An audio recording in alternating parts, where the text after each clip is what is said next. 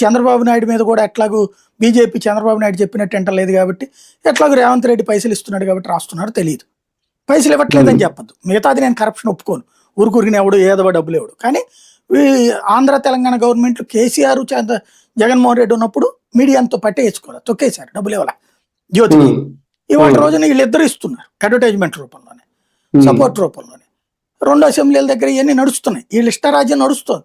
కాబట్టి అందుకోసం రాస్తుండొచ్చు బీజేపీని బాగా దారుణంగా దెబ్బతీసే విధంగా బీజేపీని మోడీని డిగ్రేడ్ చేస్తా రాసేస్తుంది జ్యోతి.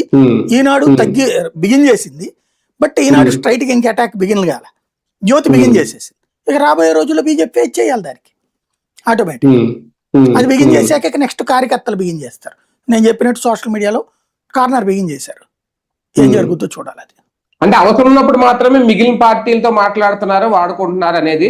రేపొద్దున ఇప్పుడు బాబు గారు అన్న సమన్వయ కమిటీలు లాంటివి పెట్టి ఉమ్మడి కార్యాచరణతో ముందుకెళ్తే కనుక ఈ పరిస్థితి కంట్రోల్లోకి వస్తుందా? ఆయన అమాయకుడు కాదండి. సమన్వయ కమిటీ పెడితే ఇప్పుడు ప్రతి దాంట్లో బేరం వస్తుంది. బేరాల్లో కొంత ముందు అన్నారు కదా ఎలక్షన్స్ ముందు పెట్టుకునే ముందు అనలేదా 3 పార్టీల్లో నాయకులతో సమన్వయ కమిటీలు వేస్తామని? అప్పుడు ఎలక్షన్ల ముందు చాలా చెబుతారండి.